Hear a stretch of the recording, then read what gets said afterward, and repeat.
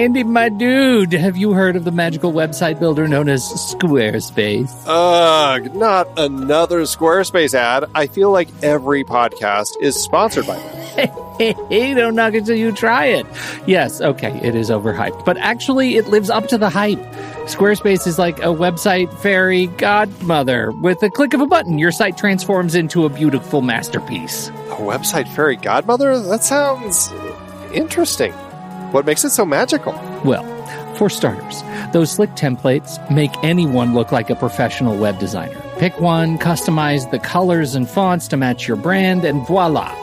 Plus, the drag-and-drop fluid engine is so easy, your grandma could build a site on Squarespace. Well, she did knit me a lovely scarf last Christmas.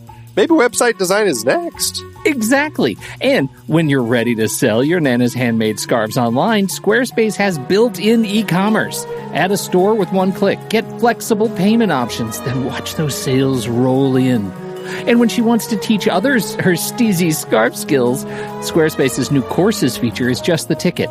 Nana can set up her curriculum and enrollments and payments in a snap and become the next e-knitting influencer. Oh, wow, you really sold me with the grandma angle. Sign me up for that free trial. Just go to thenextreel.com/Squarespace and transform your site into a beautiful Squarespace masterpiece. Well, thanks, Pete. Even though it's overhyped, Squarespace actually sounds perfect for Nana's site's needs. Appreciate the warning on the ads, though. I'll brace myself next time I listen to a podcast. Anytime. Let me know if you need any help getting that site up and running.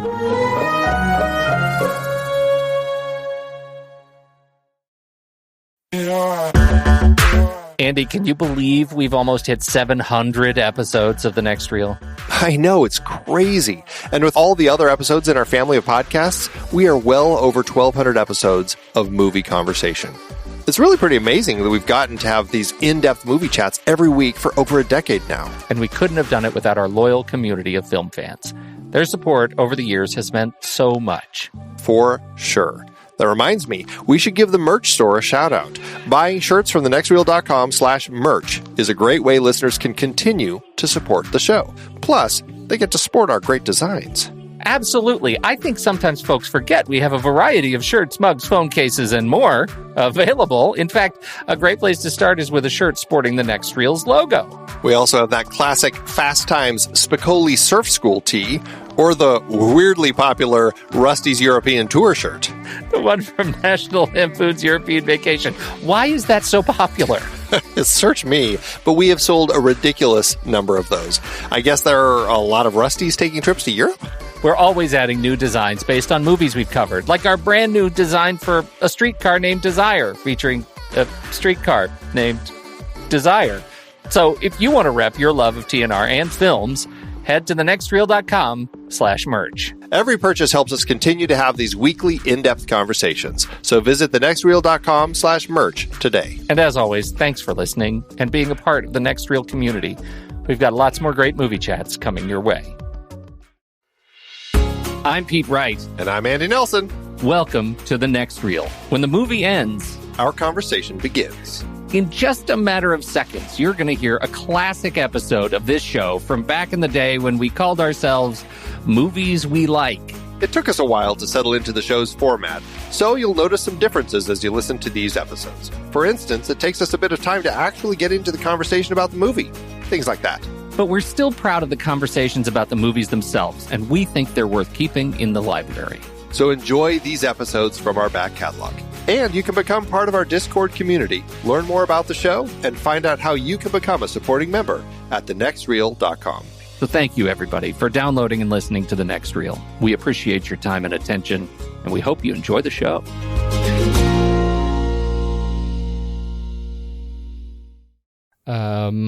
Okay, so did you see the store? I did. What do you think? It's beautiful. Did you see all the products? Did you see the products? Yeah. It's like everything that I could want and more. Really? Is that overselling it a little bit? Oh, I'll take that. I'll take it. This is my only bit of follow-up, I think. My only bit of follow-up is that it's alive. The store is alive. I will say, I'm awfully disappointed that there's no underwear. There had been promise of underwear. I was told that a gentleman does not make a promise of underwear, and I should not have done that because it turns out that's not a product that we offer. Well, I guess maybe it is probably for the best. Maybe there will be a special edition underwear product. There is. I could activate the. There is one I could activate, the pencil skirt. If you want a pencil, there's a scarf. You could get a giant scarf. It's like 6 feet long and wide. Wow. So you could get a scarf. That is a big scarf. It's a big scarf. It's like a square scarf. It's not like a neck scarf. Yeah, no, it's a square. It's a big. It's like more like a. I don't know. It's a scarf hoodie, a shoodie. It's like a thing. You wrap it around like a babushka. If you want. They need it. What's that little thing that Tina Fey wore on 30 Rock? The Snuggie? Yeah, the Snuggie with the arms. We should get a... We need our next reel Snuggie. Everyone can wear their next reel Snuggie while they watch the movies each week. That's a totally good idea. You know, you could do a duvet cover. I don't know if you saw that. You could get up to a king-size duvet cover. Is that great? My wife will love that. Yes, I'm sure she'll be thrilled. What is the thing you're most excited about? Like, is there a product that's the first thing you're going to order? It's the iPhone case. I totally want the iPhone case. Oh, really? Oh, yeah. Awesome. Yeah. No, I'm going to do that too. And the iPad case. I'm going to deck out my and the laptop skin. I'm actually excited about that. I'm a big skin guy. I always have a skin of some sort on my laptop. So, but I think the thing I'm most excited about is the hardcover journal.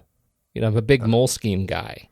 Right. And so being able to get a next reel cover, hardcover journal really excites me. One for each year. Well, and I absolutely want one of those too, because then I have I have my little Moleskine journals that I take all my notes in, and how nice would it be to actually take my notes in a journal for the next reel? Yes.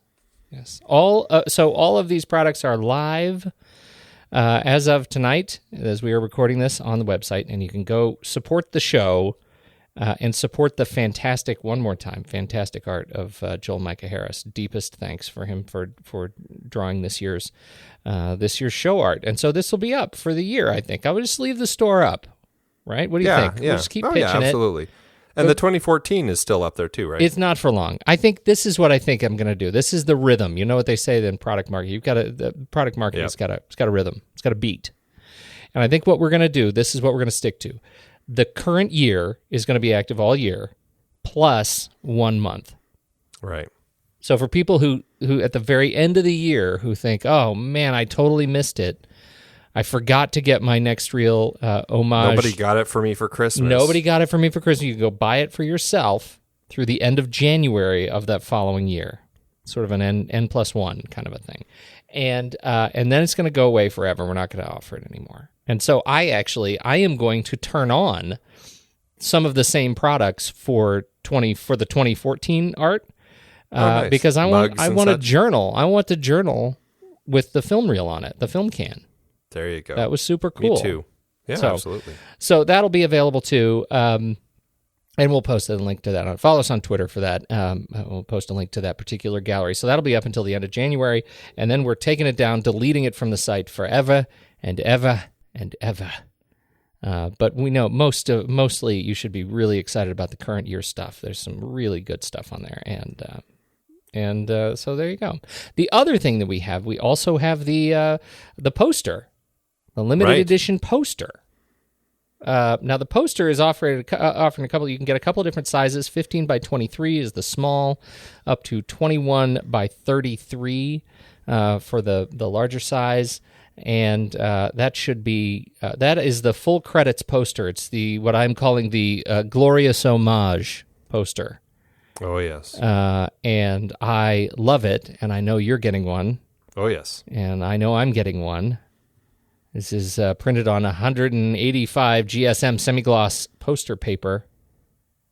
Dang. Yeah, I don't even know what that means, but it sounds fancy. I know. 185 GSM semi-gloss, Andy. That's how I like all of my things. One does not mess around when you're printing on 185 GSM semi-gloss. And so you can get that. We've got a couple of other poster things. You can get some different wall art. You can also get greeting cards if you want, and a sticker. Now, I have been told by someone in authority, that the sticker, we should also have a sticker for the non-poster art. So I'm going to work on that. So that'll be joining the other gallery. But this one is, so you can get a sticker up to for a crazy size, like a 9-inch, what is it? 9 by 14-inch sticker. That's a big sticker. For your refrigerator door, I guess. That's where you might put that. So you can get stickers, Next Reel stickers. We encourage you to get a sticker if you want to celebrate the show. And I will, so in the next little while, I'll put the other show version of the show art with the non-credits as a sticker for those who are into stickers. I'm told that there are a lot of people who are into stickers and that we're missing the boat. Are you into stickers? No, but kids love them. I get some for your kids. Stickers. I put stickers all over my Moleskine journals. I, of course, will not be doing this with the Next Reel journal. It will be pristine. There you go. But I do stick up my journals, and so maybe that's what. Although 9 by 14 is pretty big, 2 by 4, that 2.6 by 4. That's what it is. Right, that's the right size. That's where it's at. All right, so that's live on the site. I've got nothing. I've got nothing else. Nope, I don't either. Shall we tell the people where we're from? Yeah, where are we from?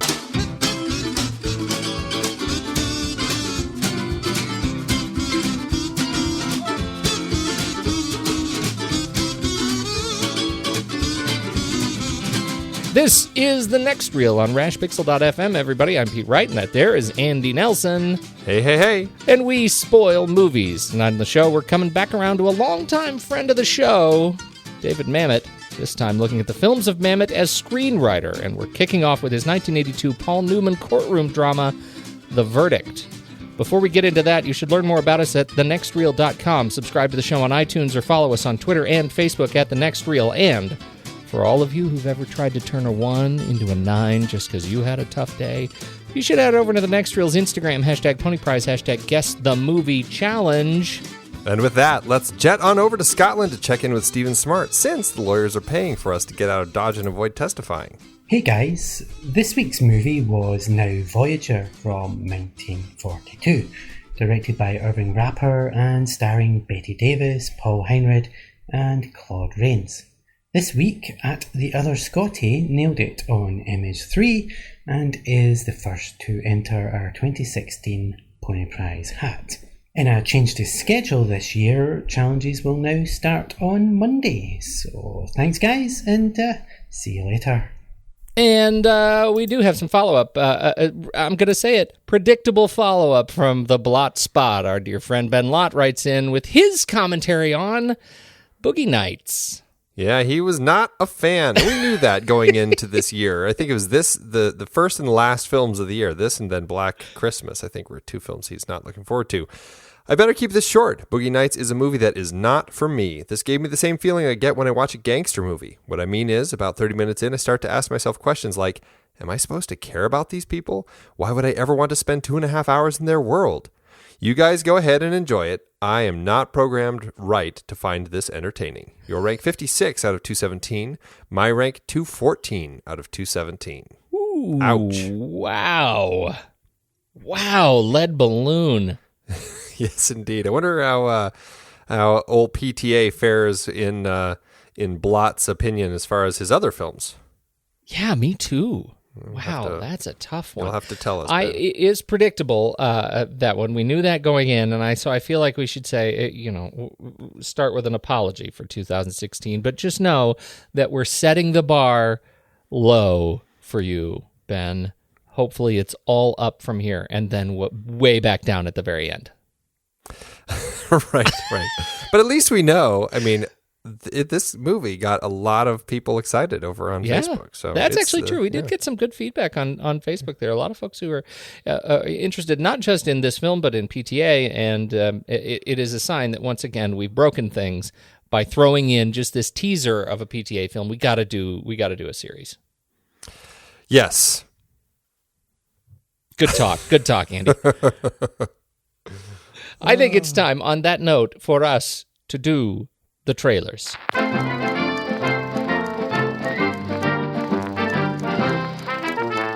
Your trailer gave me a laugh, Andy. Laser Team! Maybe not one I should be proud of. No, I still can't figure out, watching the trailer for Laser Team, which definitely makes me laugh out loud, if this is a sure sign of the times as far as we're in January's doldrums, or if this is just comedy genius. I can't quite figure it out. It's one or the other. Maybe both. I just don't know. This is I guess it's just straight to YouTube movie. I think it's funded by YouTube. I think this is produced by YouTube, isn't it? It's not. They're the distributor. They're the distributor, YouTube Red. Yeah, YouTube Red is distributing it. It's going to go live on their paid subscription service on January 27th. I don't believe it's getting a theatrical release, but this is Laser Team. This is a film that was, it's the first feature by a company called Rooster Teeth Productions that I believe has done up to this point a lot of like little shorts and silly little things. And it seems like a fun little company. It's headed by Matt Hullum and Bernie Burns. Matt directed Laser Team and Bernie wrote it. And it looks like this. I don't know. This is just a totally silly movie, and this is the sort of movie that if I saw when I was 12 years old, this would be on my guilty pleasures. 30 years later. Oh, heavily.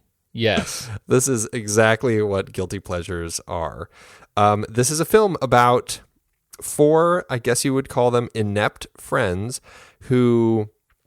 There's a thing that shoots out of the sky like a meteor, but it's like a space rocket sort of thing that's got parts of a space outfit in it, and they each are like, oh, this is interesting, and they basically try these parts on, except it's really a suit designed for one person. But in their case, one gets the helmet, another gets one arm, another gets the other arm, another gets the boots, and then they all get like special powers, but to stop an alien force, but they only get part of the powers because they each only have one of the things. And then, of course, they meet the guy who's supposed to be Earth's savior, and so he has to train this bumbling group to actually learn how to fight the aliens. And it just looks so silly. I just laugh at this trailer. It is total guilty pleasure. I may even call it a guilty pleasure if I watch it today, because it just looks so dumb, but it makes me laugh. It makes me laugh in a way that Pixels didn't. Right. It really does. It feels like a dumb thing. The thing that makes me nervous is what was the one that the Knights of the Badass. What was that one? It was another one that was that made me laugh in kind of a similar way, and turned out to not be great. So this one, I love the conceit. I think it's a really funny conceit that these guys each stupidly take one part of the suit and they can't get it off. I find that really amusing. It addresses the simple sort of dopamine push for me. And from there on, I'm going to give it. I'll give it I'll give it a fair sharing. I think it is made easier for me knowing that it's not a theatrical release, knowing that it's straight to YouTube. It means the bar is lower for me in terms of whether or not I'm going to give it a fair shake. Does that make sense? Yeah, totally. I mean, we know it's going, I guess we're calling it straight to video still. I'm not sure if we're calling it video. Yeah, is that what we say? Straight to streaming? Yeah. Straight to stream. Yeah, straight to stream. STS. Straight to digital, STD. STD. I love these STDs, Pete. These STDs, they're changing the entire industry, Andy. Now we're talking about Boogie Nights again. Rocked by STD. YouTube rocked by STD. This is good. This is good material. This is A+ material right here. Yes. We'll be down at the club later this week, folks. Anyway, when does it? So, did you say when does it actually hit STD? January 27th. This goes live with STD. Okay, all right. See, when you commit to it and you say it often enough, it's not funny. It's just a thing. But that's to us, and then we can say it without laughing, and then it's funny to everyone else. That's right, because that's how these things work. It's because our wit is so dry. Yes. Yeah. That's how comedy works. I'm going to move on to another comedy. I think it's probably time. This one's called Remember, and with the aid of fellow Auschwitz survivor and a handwritten letter, an elderly man with dementia goes in search of the person responsible for the death of his family. This bit of this bit of wit comes from director Adam McGoyan and writer Benjamin August. It is stars Christopher Plummer, Martin Landau, and Dean Norris. We've talked about Dean, I think, fairly recently, right? He was. Oh no, we didn't. It was another Breaking Bad alum. Anyhow, this is one of those films that I saw the trailer and I thought I need to see this. The Christopher Plummer.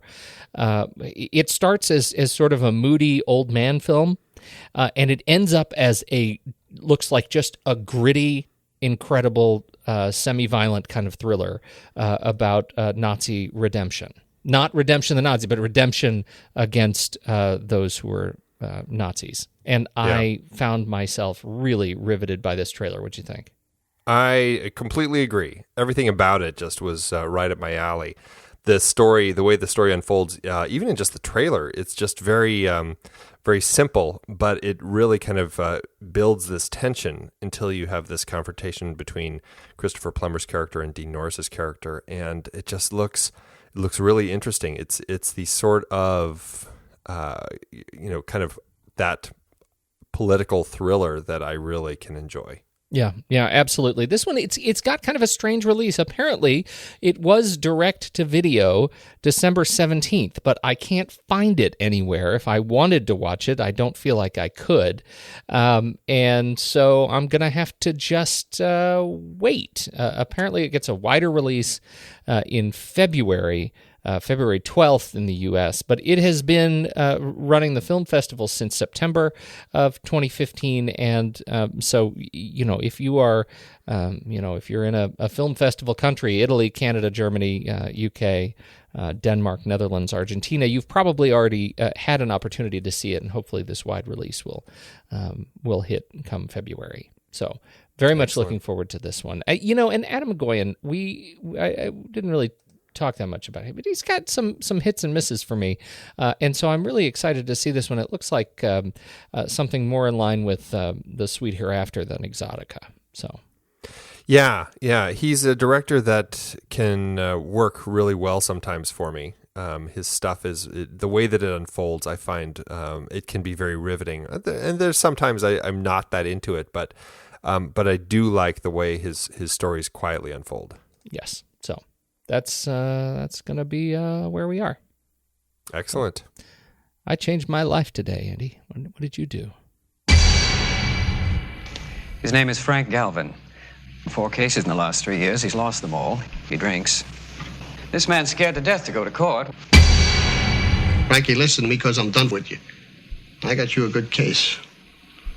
It's a moneymaker. The Archdiocese called up because the case is coming to trial. This is our chance to get away. I'm going to see that you get that chance. Court exists to give him a chance at justice.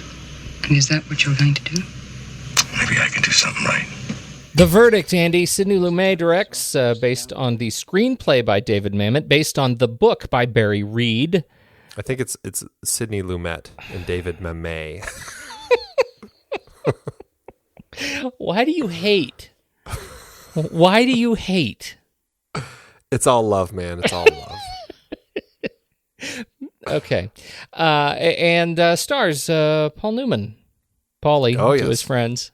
Paulie, the salad guy. And Charlotte Rampling and Jack Warden. Oh, Jack Warden. And James Mason. Yep. James, I'm not effing around. The Prince of Effing Darkness.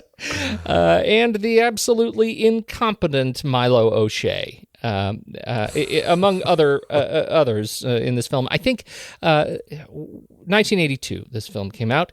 We are doing this because we are revisiting the work of David Mamet as a writer, not a director, as we did last year. And that is where I think we should start. Andy, what'd you think of Mamet's work on this film? Not having ever touched the book, like I know nothing about Barry Reed's original book. That he, I think it's one of his only books, if not his only book that he wrote. I mean, he was a lawyer, so it makes sense that he could delve into this world. My understanding of the book is that it gets into this court case. It's fast, it's furious. and it really is a riveting read. I don't think Mamet took that approach. I'm not sure he read it. Well, even if he did, I don't think he cared too much about it.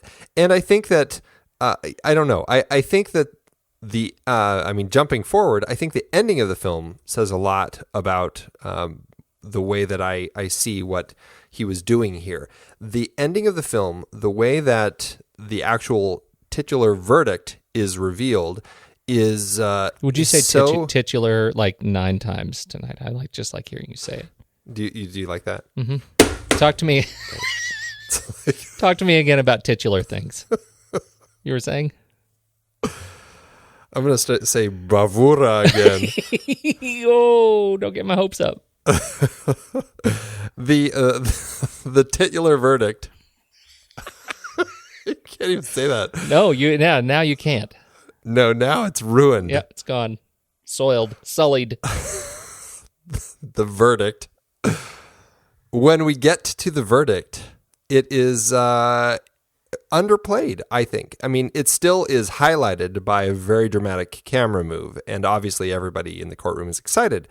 But for the most part, that is relatively underplayed. And what we really have here, what this film really seems to be focused on more so than the case, although, like I said, the case is important, but this is really a character film. And I think what he did is really jump into Frank Garvin's character and focus more on the character through the film. And I really, really like what he did here with the way that he tells this story, the way he reveals this character, the way that he puts him through the paces, and has him really delve into this case that he that he initially is going to take, and just kind of like the ambulance chaser that he has been, he's going to just kind of take the deal that they offer. And but things change, and I love the transition that he makes in this film, and I love the fight that he puts up, and I love the struggle that he has, and I think that really, to me, seems to be the focus. And I don't know, I like how Mamet did that. I agree with you on all points except for the one you make about liking it. But for me, I think you're right about the approach, and it feels like Mamet was doing something different here. Like he was trying to do something different, and I'm calling this film sort of interstitial Mamet. Right? It gives me some Mamet, but only a tease, only a taste throughout certain sequences where you get to see what that biting David Mamet, quick paced dialogue that I remember from the plays that I love so much of Mamet, from Sexual Perversity in Chicago, from the Duck Variations, from those plays that I like so much, and from the films that that we've already talked about. There is a voice of Mamet, and here I don't hear it, and maybe that's a function of the adaptation. I'm like you; I haven't read the book. I have only read reviews of the book, and what they say about reviews of things. But this lack of consistent Mamet punch, I find, it leaves me wanting, and it also, I think, impacts pacing of the film. This is a film with a lot of breathing room to it, and sometimes that's good. Sometimes I want to sort of breathe and take in the atmosphere and take in the work of the camera, which we'll talk about.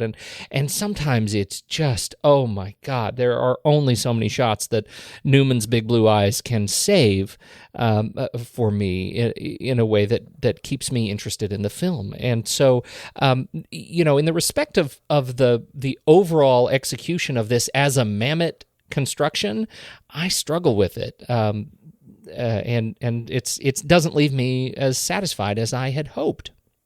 Well, so let me ask you: is that because you're expecting Mamet? I mean, it sounds like it is. Yeah. As opposed to just taking it for what it is and going, "Wow, Mamet turned something in very interesting here." Well, and I think that's a really fair question. It's something I've been thinking about all day as I've been gearing up for this conversation, that I am having a difficult time separating those two things, because the last time I saw this film, and I think I told you last week, it was so long ago, I didn't remember it. I know I've seen it, but there was so much new in the film to me that I just approached it with sort of new eyes.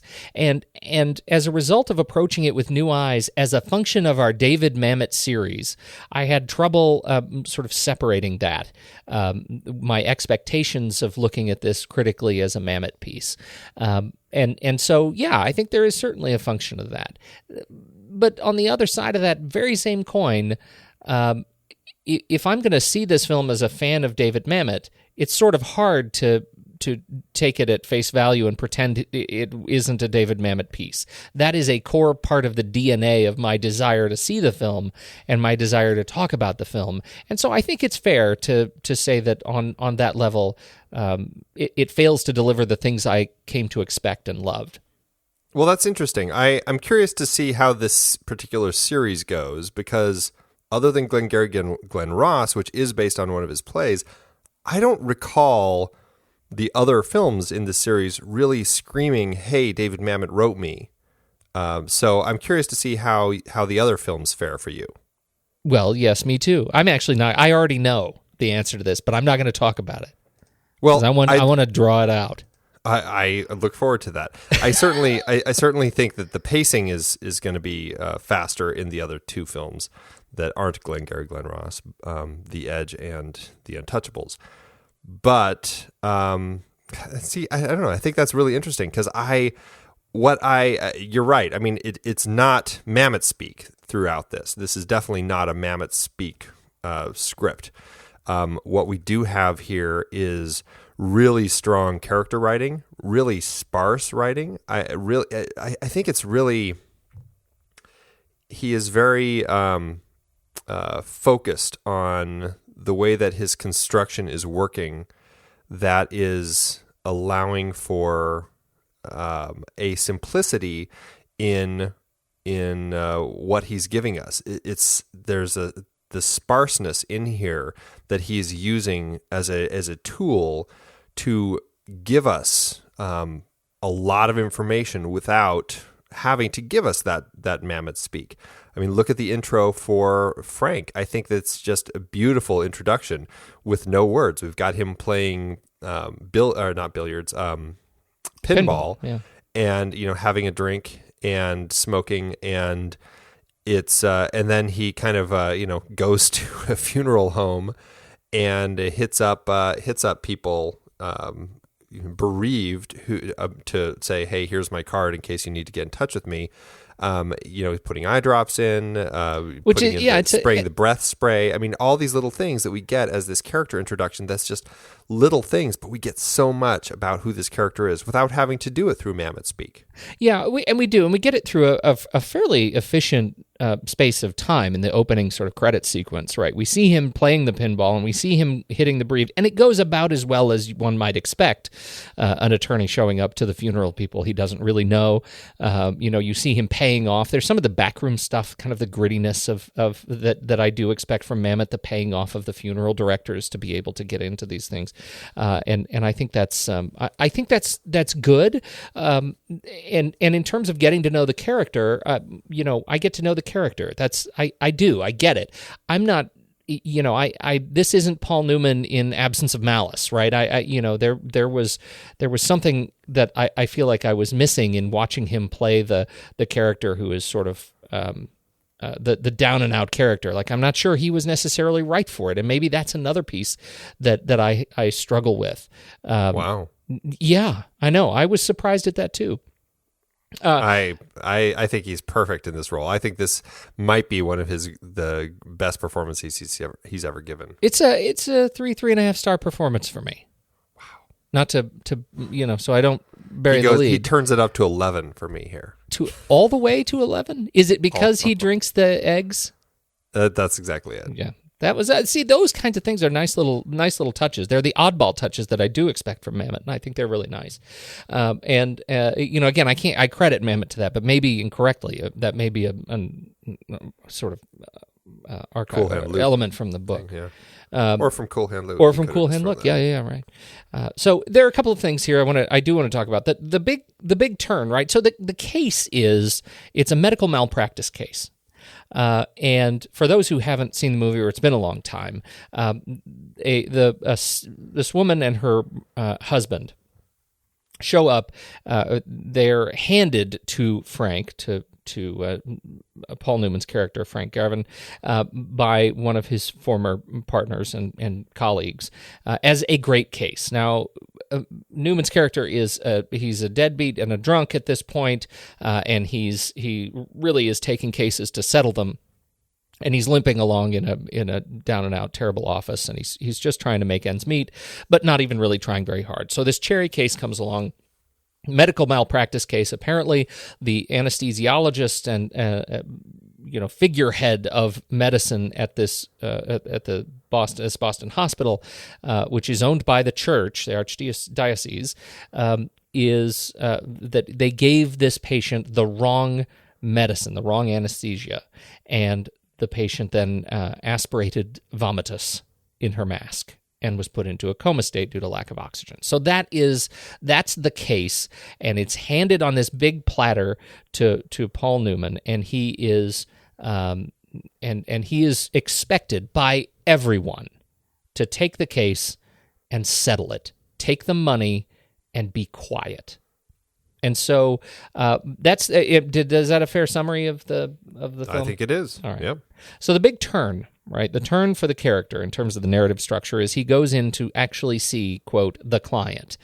His client is the woman who is in a vegetative state, and she's in the sort of the vegetative state wing. What do you call that? There's a name for it at a hospital. The VSW. Oh, okay, yeah, the VSW. Yes, I'm surprised I'd forgotten that. He goes in and he sits down and he starts taking pictures of her, and that's the moment. And we have this, I think it's ultimately fairly heavy-handed, but it's this moment of him emoting on the bed as he realizes, and we get to realize with him, that there is no chance in hell he is going to settle, that he's going to buck everybody's expectation of him, and he's going to try the case. And see, I don't know why you call that heavy-handed. I think it's so beautiful in its simplicity. There's like nothing heavy about it. It's so light. And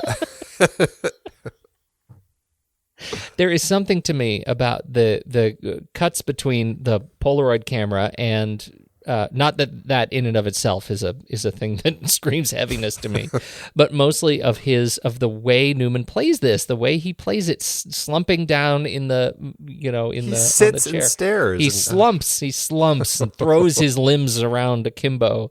I find his performance a little much for me here. I'm not saying it's a lot much, a little much. It's a little much. You would have voted for Gandhi in 1982, wouldn't you? You're the reason that Gandhi won. Yes, I absolutely would have voted for Gandhi. Sure, it's absolutely. You didn't vote for Gandhi? Nope. Ugh. Yeah.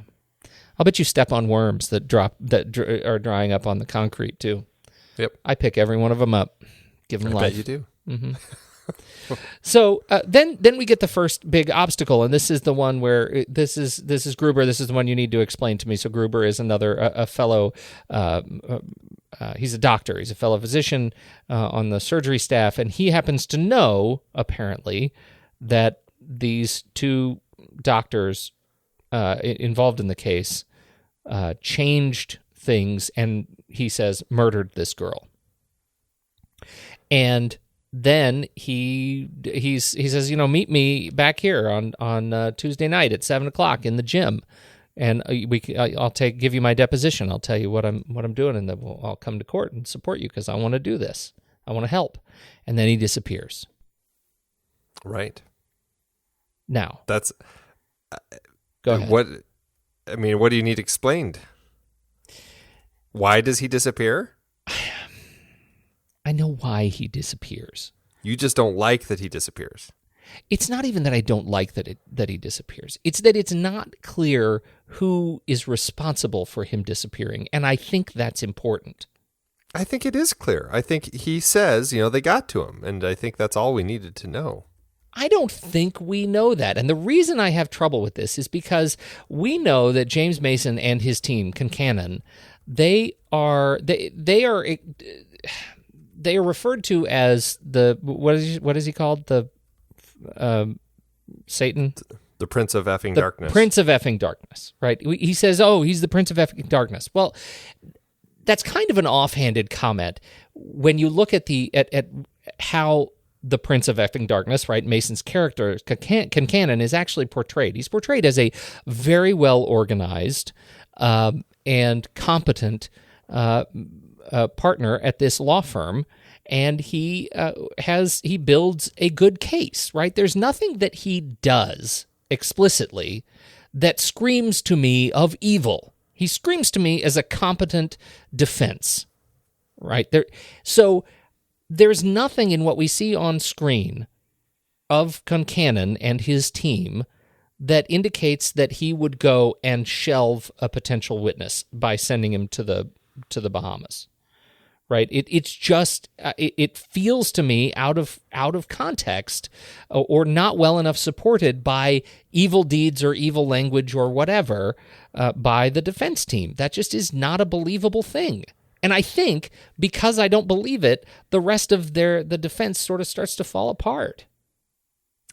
I don't know. I feel like we're watching totally different films because I feel like he plays it in such a way that shows that he's kind of like, he's playing it like he's the good guy. But I feel like there's a whole level going on under what he's doing. His subtext through all of it, I think, is it's not like he's malicious. It's just that he is dead set on winning no matter what the cost, and he's going to make things happen. And I get that impression from him. I mean, he doesn't say, let's get this doctor and make sure that he's not around, but he's always asking every time they have, okay, well, who are they talking to now? Oh, it's this nurse. Who are they talking to now? Like he's always in on that stuff, and he's very aware as to what Galvin is doing, ready to try to put the blocks up so that Galvin can't move forward, because he is going to do everything he can in his power to ensure that his very well-off doctors succeed. And I feel that it's all there. Well, and I definitely, I mean, I hear you, and I think that go in your favor is the one element that is, well, it's a frustrating character piece for me, but it's the one element that really made me mad, and at this otherwise organized and competent defense. I feel like I'm the guy who thinks that the protagonist of Karate Kid is William Zabka. I really, like, that's not what I'm trying to come at here. But the big reversal when it is revealed that Laura, this former sympathetic character, who is that he meets naturally in a bar, seemingly innocently in a bar, it turns out that she's a conspirator with Concannon, that she's on his payroll. Another reason that says, "Hey, Concannon is the Prince of Effing Darkness." Yes, no, I mean, and that's I get, and I think you could make a competent case that maybe, but this Gruber thing is still really frustrating to me, because it's not that I want it to be handed to me on a silver platter, but it is that I feel like it came at a point in the film that I wasn't where they didn't have enough support for me to believe it, to buy it. And James Mason, frankly, is a really nice grandpa. And I had a hard time believing that he was a bad guy. That's so funny. That is so funny. Well, I mean, I get what you're saying. So I think that there are some pieces that definitely for me feel unfulfilled, and I think that even the stuff that's really great, and there's some really wonderful courtroom bits. The final obstacle is awesome. That this legal technicality that gets Costello's testimony stricken from the record. That so painful. It is incredibly painful. She comes in, she bears her soul, this thing that she has been carrying around for 4 years. That in fact the chief of medicine asked her to change a 1 to a 9 on the how many hours ago did the patient last eat, so that he could be cleared after 5 difficult deliveries. In this one, it was incredibly frustrating, but the fact that they wouldn't accept a photocopy that she had kept this particular form that shows the original was just a 1 hour. It's just painful. It was just painful to watch. It really is. That was great. And then the film sort of ends, and we are left with a jury that we can talk about the court as a symbol of the people's forum, but we're left with these pesky subplot of Laura in the close of the film. I know you wanted to talk about that. But what happens to Laura and Frank and it's an interesting. How does that work? It's an interesting way to end. Yeah, it is a really interesting way to end. I think it's better than what Mamet originally did with the script, where he actually ended it with the jurors leaving the room, and that was the end of the film. And we never found out what the actual verdict was in a film called The Verdict. That feels like a Mamet ploy to me. That he's trying to make a statement. I am so glad that the producers, our old pal Dick Zanuck and his partner David Brown, who produced this, I'm glad that they were smart enough to say, you have to have a verdict in a film called The Verdict. Yes, you do. It created quite a bit of screenplay bouncing around, because they told him that, and he got mad and left, and so they had a bunch of other writers come in and work on it, and none of it really took. It went through a number of hands, different actors, directors, trying to kind of figure out what they could do with it, and it never really worked. And then they gave it to Sidney Lumet, who said, "This is great, but hey, my pal David Mamet said that he wrote it, and I had read his version. I'd love to go back to that version." And they said, "But we can't. There's no ending." He said, "No. I'll make him do an ending." And so they came up with an ending, which I think works. It does give you a conclusion, and I think that that's important. It is just very strange how it's very abrupt. It's very there's no frills, no music. There's no big celebratory denouement. It's not even, it doesn't end up really even being the focus. It really ends up, we do have the focus of the ending, and we have, like I said, that masterful boom down shot as the verdict is read, which I swear I saw that. I have seen that shot like for years until I'd actually seen this movie. That was the only thing I knew about this movie, was this is the movie with that great boom shot coming down on Paul Newman at the table. Yes. That was like all I knew of this film. It's a very kind of iconic courtroom shot. And that happens, and everybody celebrates, and then all of a sudden he's walking out. One of the security guards says, "Hey, good job there, Frank."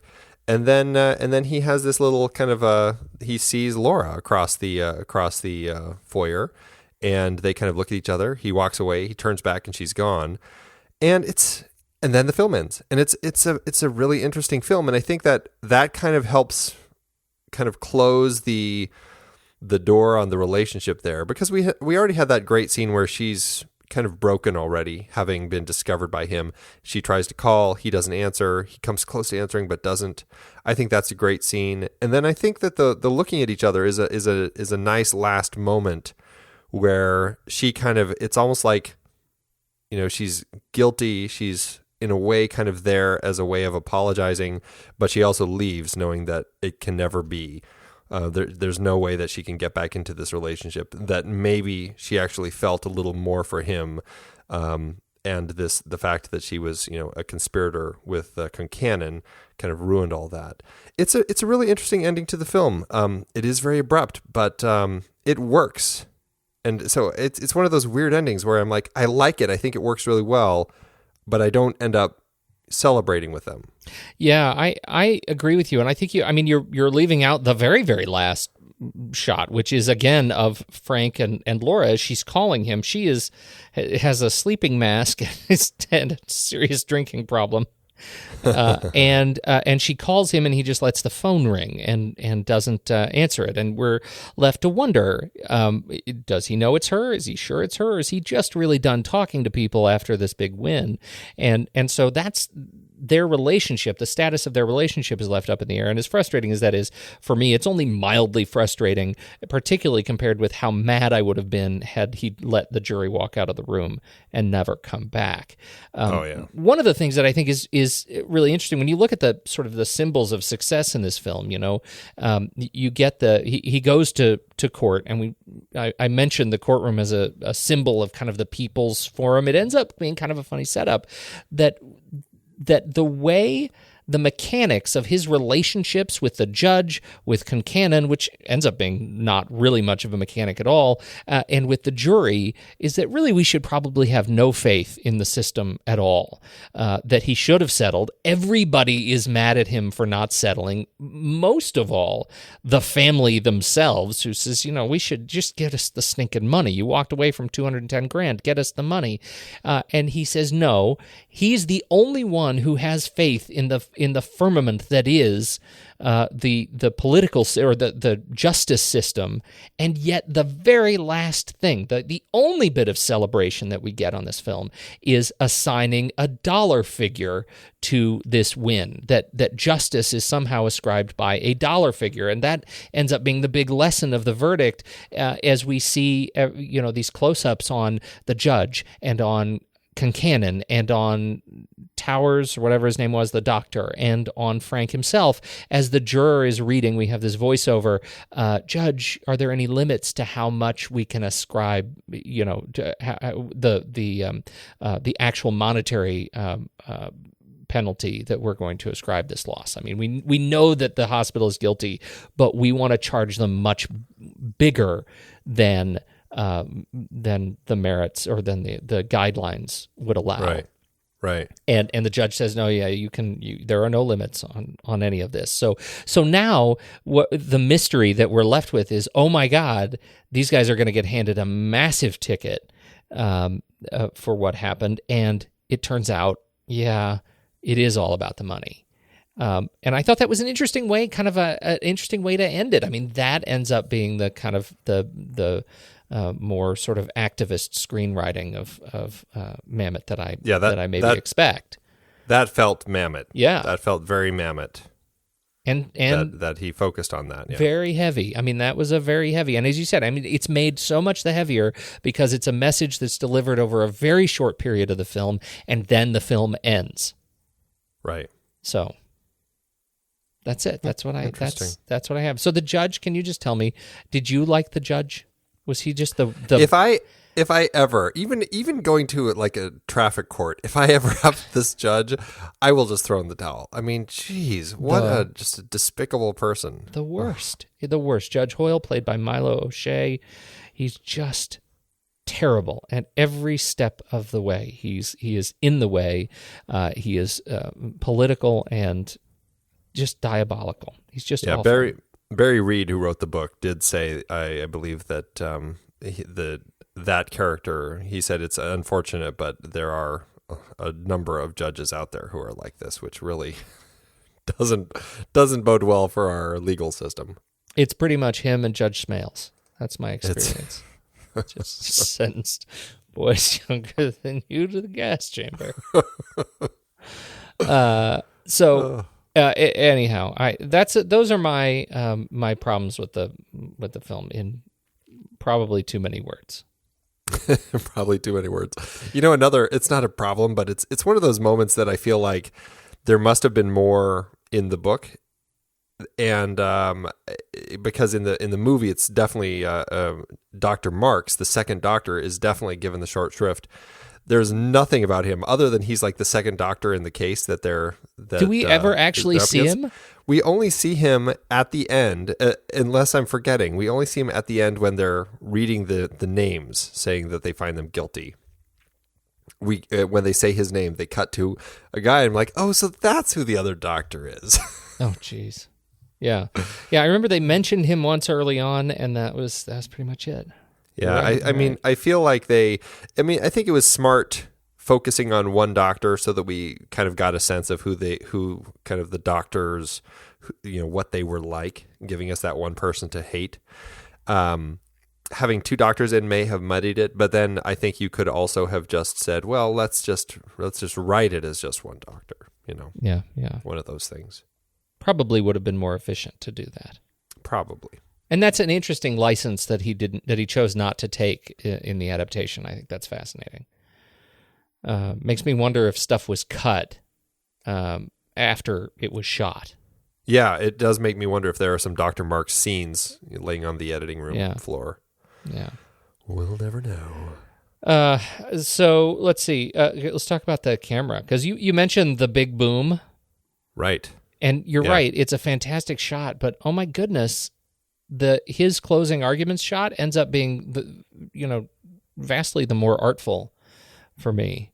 It's Andrzej Barkowiak's cinematography here. I mean, he and Sidney Lumet really chose to do a lot of long takes, and that is one of them. And you're right. It's just an inspired, beautiful, beautiful shot.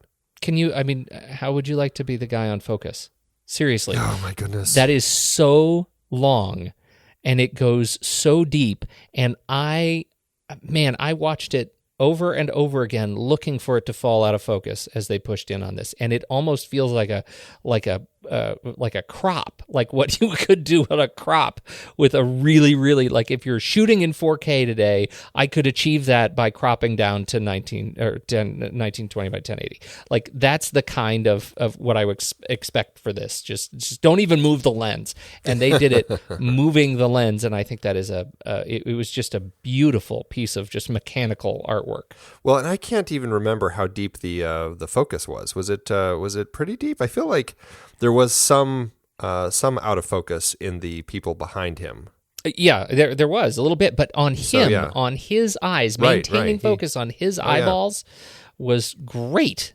Yeah, it really was, and it had to be. I mean, it's an important speech, and it is delivered well, and the camera work had to match, and I think that Barkowiak did a solid job here. And the light across the group of people, that we see such a beautiful kind of expanse of the courtroom, and the sort of hard light that is just sort of striping across him and just creating a just beautiful shadowscape in the background. I thought it was just great. And maybe it's because you're right. I've seen the big boom shot in like every great films trailer. Right. That this one really stood out. Right. And did you notice Bruce Willis in the background? No. He's sitting there. I can't believe that. He's right behind the husband and wife. Oh, jeez. Back when he was a struggling actor. I did not notice that. That's a riot. Pretty funny. No, it's a beautiful shot, but I think Barkowiak, I mean, his camera work all through the film, I think, is rock solid. The way that he takes this chiaroscuro light and shadow all through the film, the way he really plays with that, I think, is really strong. I love how he plays with that, in particular with Laura, and how in scenes with her, there are some just beautiful scenes where she is completely obscured. She is like a shadow figure in the scene. And on, subsequent viewings, when you know kind of that she is the tool of Concannon, it is a really interesting way to shoot those scenes. And I love that they really played with that here. Yeah, I think so too. Anyhow, so did you want to say anything more about Zanuck and Brown? Just that, this was, they're just kind of producing partners, not really working for Fox directly. At least Zanuck wasn't kind of the head of it as he was earlier on. He was just kind of an independent producer with David Brown. And just making great stuff. And I think, again, proving very smartly that they know how to put together a really solid project, despite what you think. I don't hate this movie. I just don't like it as much as you. That's all I'm saying. That's all right. That's okay. Anybody else you want to talk about in particular? We've talked about Paul Newman. We've talked a little bit about Charlotte Rampling. I like Charlotte Rampling quite a bit. She's a mysterious character here, and I never quite. I think she works well. It's an interesting character because I always find her mysterious. And I wonder if that is the intention, where I'm meant to always find her mysterious so that when the reveal happens, I'm like, oh, okay, well, I guess it makes sense because she's always been kind of mysterious. It's not like Jack Warden all of a sudden turns out to be Concannon's right-hand man or anything like that, you know? Right. So I think that's an interesting choice to play that with her. And I don't know if that's just the way that she was directed or the way she wanted to perform it, or if that's how it was in the script, but I like it. And, Charlotte Rampling, I mean, she's still out there acting. She's in, 45 years that I think is quite a bit of talk right now that she might get an Oscar nomination this year. She's kind of amazing when you look at some of the films that she's a part of right now. I mean, she's in the unfinished new Zachary Quinto film Passage to Mars that's coming out this year, which you can bet is on my trailer list as soon as we see one. But it's amazing that she's doing some of the films she's doing. She did a Ghost Recon short. Ghost Recon with Charlotte Rampling. Wow! Really broad range that that she is taking on these projects, and just fantastic talent. I like that she has that sort of femme fatale vibe in this film. I mean, you just as easy to see her in a harsh black and white with a really wide brimmed hat cutting across her face, and yeah, right. As you are to see her in that sort of late 70s, early 80s kind of color tone. But I thought she was great to watch, even though I felt like her role's a little bit unfinished. She's a great actress who I feel like it's like I'm like, gosh, I don't feel like I've seen that much of her, but then I look through her credits, I'm like, wow, I've seen a lot more of her work than I realize. The one film that always stands out for me is Swimming Pool, which she did 12 years ago, and that was a really interesting film. I really liked that one quite a bit. But, gosh, I mean, yeah, she's all over the place. Even Cars 2, she was a narrator in Cars 2. That is crazy. It is crazy. I didn't catch that one. That's amazing. So funny. Wow. Who else? We've talked about Jack Warden before. He's just always one of my favorites, and he's just fantastic here. Just love him. He is great here. I mean, his opening speech, that is Mamet. Like his opening invective to Frank, as he tells him that he's completely lost patience, is one of the great speeches of this film. I mean, his just delivery is so exhausted, and it really sets the tone, I think, so well as he finds Frank, with a cut on his face, and he's falling down in the hallway. And what I love about that speech is it's a fantastic way to get a lot of exposition out about the case. Yes. Like we learn a lot about what's going on and this case and everything as he's basically berating Frank for being a drunk and screwing everything up. He's gave it to him 18 months ago, and he has a meeting with them tomorrow. Like all this stuff comes out in this little argument with him. And I was just like, gosh, that's just so great. I love how he put that together. Me too. And let's see, how about Sidney Lumet? Yeah, he's a great director. I really enjoy Lumet. We've talked about him. What do we talk about of his? Network. Oh, of course. Yeah. Duh.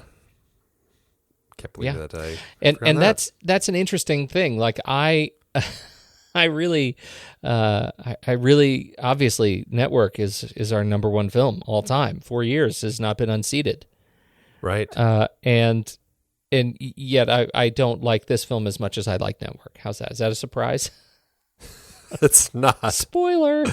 Oh, it's too funny. I like a lot of Sidney Lumet's work. This one, though, I read that Arthur Hiller had at one point been slated to direct this film, and I did honestly, even as much as we found ourselves not equally thrilled with The Hospital, I did find myself wondering if I would have liked his touch on this film, Hiller's touch on this film, more than I liked Lumet's. just as something different. I couldn't put my finger on what it was, but there was something about the grittiness of the hospital that I did really appreciate, and that I found I was missing here. Gosh, it's just so funny hearing you say things like that, because I feel there's so much grittiness in the character study here that I think it works so well. So I don't know. I love the patience that Sidney Lumet took with the storytelling here. I love the way he approached it. He kind of went about the directing, I think, the same way that Mamet went about the writing, and really focused on kind of a sparse feel to it. And even the music, the music is in there, but it's sparse. It's not all over the place. And I think that it was very sharp directing, and I am glad that Lumet directed it, not Arthur Hiller. What are you going to do? He didn't direct it. It's a what if. Right. And I'm not saying that Sidney isn't one of the greatest of the time. But there is something about the hospital's much more frenetic pace that I found myself really missing. In those open expanses of this film, the large breathable areas of the verdict, I thought, gosh, I wonder if Arthur Hiller would compress some things for me a little bit. And so there you go. There you go. Production design, though, this gets. I had originally made my notes around this with Barkowiak's camera, just how well he showcases locations in this film, because my goodness, the courts are beautiful. His office is as just gross and dilapidated as it is. It's beautiful. Well, I think it's a very smart way to kind of telegraph a lot about the story. We've got Frank coming from this, dilapidated space, going into these, they all are just kind of majestic, monumental spaces, whether it's the courts or the hospitals or the church offices. Everything seems so ornate and grand, and here he is, this guy who's this bottom feeder, this ambulance chaser. I think it's really smart, and I love the color palette. It's all very brown, a lot of autumn colors, yellows, kind of auburn sorts of colors. Lumet said, it was really a story about Frank looking, or kind of stuck in the past. He still has a picture of his ex-wife up by his bed. He's kind of, because of the situation that happened in the past about when he almost got disbarred, he's kind of, stuck on all of that, and he's not moving forward in his life. And Lumet wanted to capture that with this color palette. And I think it's brilliant the way that he plays it all across the screen. Throughout the film, it really just highlights everything in the story, and it tells a lot about who this man is and what we're seeing him do in this story. That is one of the exercises, I think, where the production design and the camera really highlight that this character, that Newman's character, doesn't really belong anywhere. Right? I mean, he doesn't belong at home. He's still got his ex-wife on his table at home. He doesn't belong in his office. It's fallen apart. He doesn't belong in court. He's definitely too shabby to be in court. He's always late for everything. Like, it's just, it's a use of sort of visual contrast that I think works really, really well. Absolutely. So there you go. I like something a lot. I like that you like that. What else do you have on your list? Anything? I think that's it. I like that. Look at that. We ended at the same time. Fantastic. Well done. How'd it do? This film did well. It was well received. It received 5 Oscar nominations: Best Picture, Best Director, Best Actor, Paul Newman, Best Supporting Actor, James Mason, and Best Adapted Screenplay, David Mamet. Didn't win any. Gandhi was the big film of 1982, and pretty much plowed through everything else that year. And, I haven't seen Gandhi in a very long time. I feel like I need to revisit it before I really can commit to saying that Paul Newman was robbed, because that Ben Kingsley is pretty spectacular. He was stunning in that movie. I agree. I just haven't seen it in forever, so I feel I owe it to that movie again before I really commit to saying anything. And it's in all likelihood, I would still say Ben Kingsley deserved it, because he did really kind of become Gandhi for that film. But man, I really think Paul Newman was just rock solid here. He actually because he didn't win, I think it was the very next year that they gave him kind of an honorary Oscar, because I think this was his 5th nomination and he hadn't won. And then the very next year, he ended up winning an Oscar for The Color of Money. So it's kind of funny. Yeah, right. Like, here, we feel guilty for not ever giving you one. Oh, hey, you were really good in that movie and you won one anyway. But you probably need to see Gandhi again for this question too, but comparing Richard Attenborough to Sidney Lumet.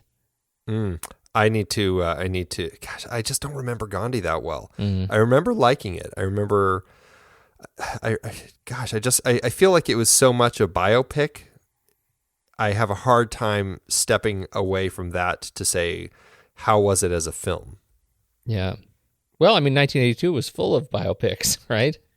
Tootsie and E.T. 2 of my favorite biopics. Das Boot.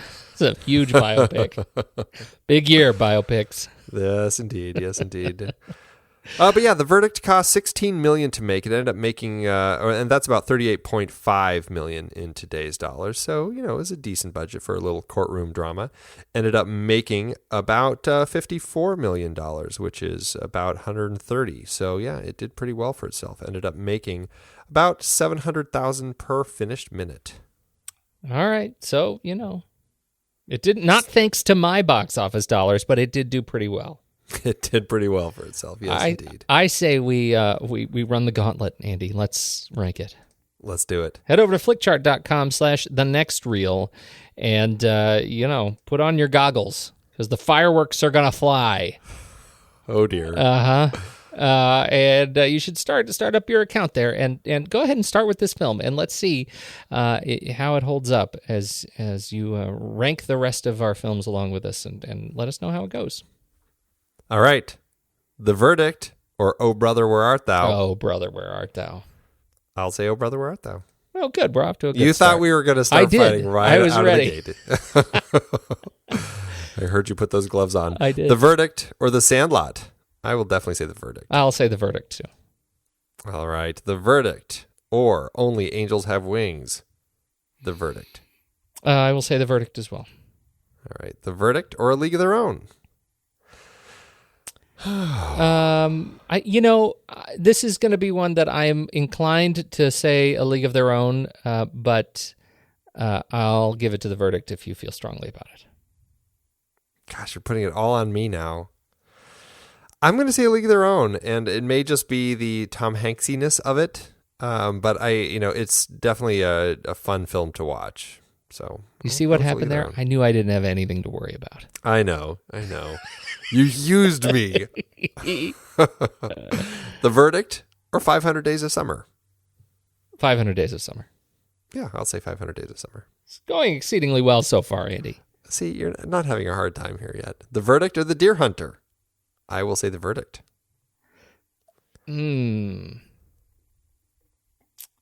I will also say The Verdict, I think. Wow. I know. I didn't expect that. I thought that was going to be our fight. I didn't either. The Verdict or Field of Dreams? Are you kidding? I will say Field of Dreams. Are you kidding? This is the worst. This puts me in possibly the worst position ever. Field of Dreams?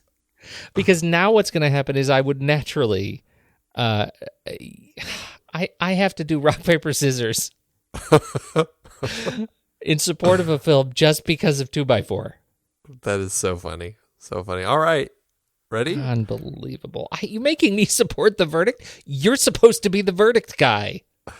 I love The Verdict. I also love Field of Dreams. These are two films I love, but I love Field of Dreams more. Here's the thing. I can't win. Let's do it. Great. Let's do this. All right. 1, 2, 3. Rock. 1, 2, 3. Scissors. Rock. Oh, look at that. Field of Dreams 1. All right. The verdict is that The Verdict is now 132 out of 218. Okay. Fine. Have it your way. That's the worst. What was the one that I said it was better, that I was surprised myself? Which film was that?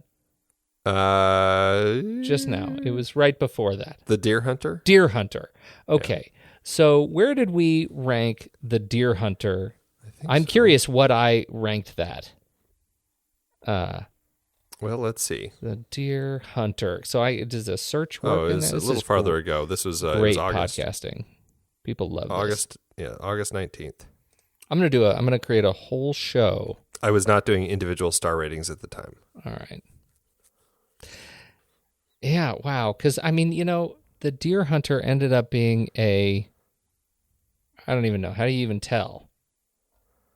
Well, we ranked it 4.5 stars. We ranked that. So we both liked stars. That one. Quite a bit. And I did. I liked that quite a bit. Yeah. I think yeah. Well, here's the thing that you don't have to worry about. The Verdict is 132. The Deer Hunter is 133. So they're right next to each other. So it's not like it's like drastically far above the Deer Hunter. Yeah. No, that's fair.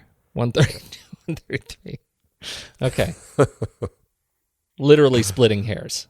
Yes. Figuratively speaking. Quite so. All right. Literally or figuratively splitting hairs. All right. So what is our star rating on this one? I'm at 4.5 on this one. See, I really came into this thinking it was going to be a solid 3. I'll give it a 3.5. All right. So we'll make it 4. There you go. There it is. All right. Fair enough. Where do we go from here? Well, as I alluded, we are going to be jumping forward a few years to talk about The Untouchables. Yeah, I like that one because it explains so clearly what to do if they send one of yours to the hospital. Right. Speaking of Mamet at his very best. His very best non-Mamet speak. I don't think it's a very Mamet speaky. It's Mametish. You think so? There's some Mamet. This is why I'm excited to watch it again, because I don't remember that much Mametishness. Mametishness? I still think that in terms of the Mametification of a screenplay, it is interstitial Mamet. The Untouchables. I just like it better. Spoiler. Well, I look forward to talking about it next week. The other thing we have coming next week is the next TNR short, which I'm very excited to launch. So be on the lookout for that. Oh, yeah. Who's that with? The second TNR short. This is, we're doing a little bit, I think it's a series that's probably going to run on and off throughout 2016.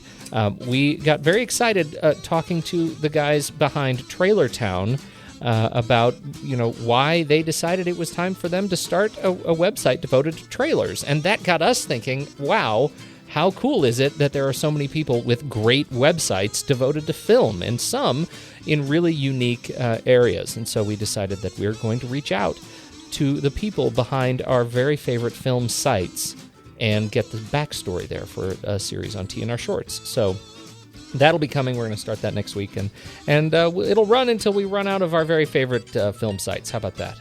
That's non-committal. I think that not committal enough. That's how we like to do it. So anyhow, make sure to be on the lookout. Update your feeds, and I think that's it. So while you're doing that, I'm going to go to bed. All right. I'm going to go play some pinball.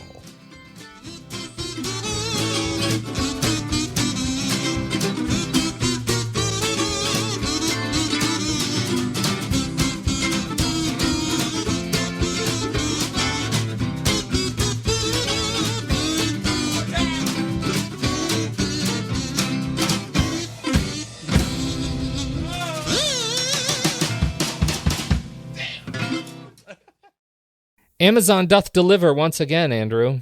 Oh, it does. I've got a 1-star from Nice. Chad, who says, this does not hold up at all. I have no idea why this movie is rated so high and so fondly remembered. I'm a massive fan of courtroom films, especially those done by John Grisham, the novelist. I like the strategy involved in learning how our legal system operates. You will find none of that here. This is more about the character of the lawyer and less about the courtroom drama. I was very bored during this movie. Maybe it was good in its time, but it doesn't hold up at all these days with Grisham's courtroom movies out there. So I don't even have anything to say to that one.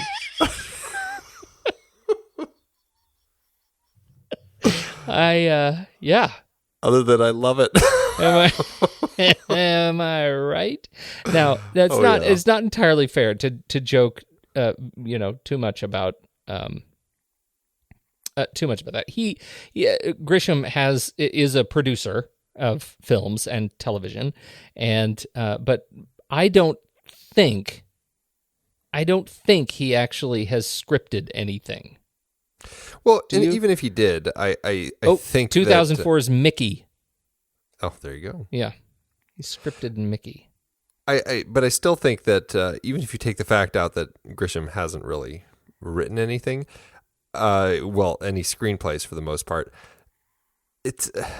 I think it's funny to call his books John Grisham films, or just the way to learn about how the legal system operates. Yeah.